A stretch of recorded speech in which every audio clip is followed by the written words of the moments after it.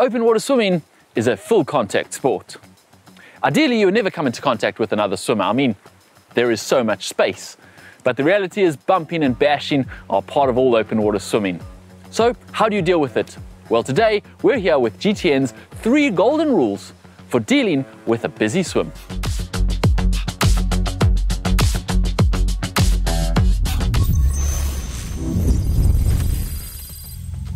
Any event that requires open water swimming with other people, there is going to be physical contact. In a pool, you may avoid this with lane ropes and black lines and never bump into anyone. But with those removed and dozens, sometimes hundreds of other swimmers sharing the same swim route, bumps are inevitable.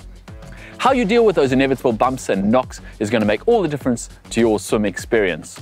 Now, you can't control what other people are doing, but you can control what you are doing, and you most importantly can control your reaction to what those other people are doing.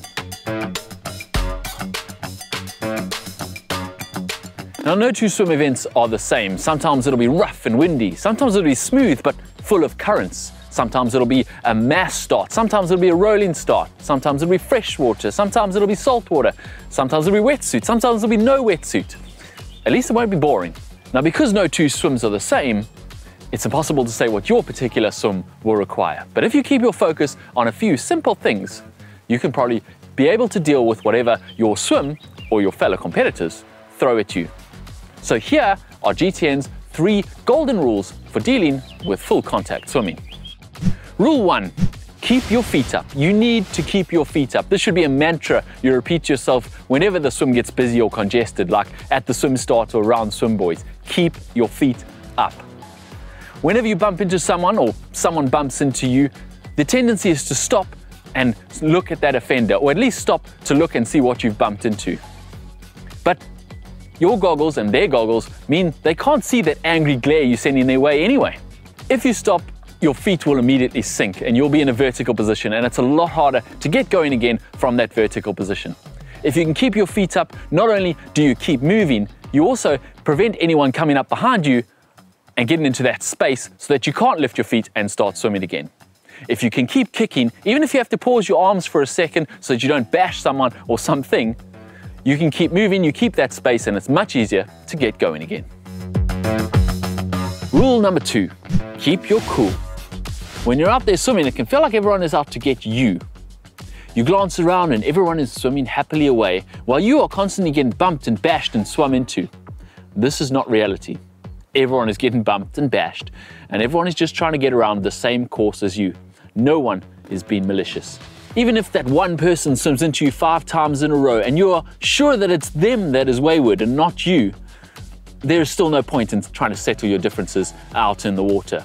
As we said, that angry glare will go unnoticed. They probably won't even hear you swearing at them.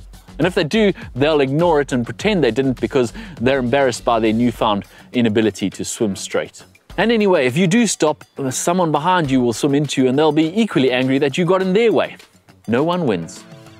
Your best bet is to keep swimming, and soon that person who's bumped into you will have wandered so far, of course, they're not an issue for you anymore. Keep your cool and keep swimming. No one is out to ruin your day. Rule number 3, keep your goal in mind. In the franticness of the swim start and all that adrenaline and the bumps and the bashes, it can be easy to focus on just what's right in front of you, that next swim stroke, that lost second. But keep the bigger picture in mind. A triathlon is long and it's going to take a few hours, and the swim is only a very small part of it. Those few seconds you lose right now might seem massive, but later on you'll probably be walking aid stations or stopping for a drink or to stretch. And those 5 seconds you lost in the swim suddenly seem pretty irrelevant. So keep your big picture in mind, your goal for the whole day, and keep relaxed. Those 5 seconds you lose in the swim where you got your goggles bumped are going to be pretty irrelevant when your triathlon is 2 hours or 5 hours or even 12 hours long. Save your energy for later in the day.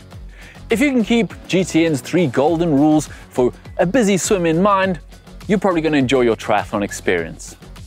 Keep your feet up, keep your cool, and keep your goal in mind. And if all else fails, in the immortal words of Dory, just keep swimming. We hope this video has helped you in your triathlon swim. What is your best or worst triathlon experience? Leave it in the comments down below. And remember to like this video if you've enjoyed it and subscribe to GTN for more stuff about swimming and triathlon.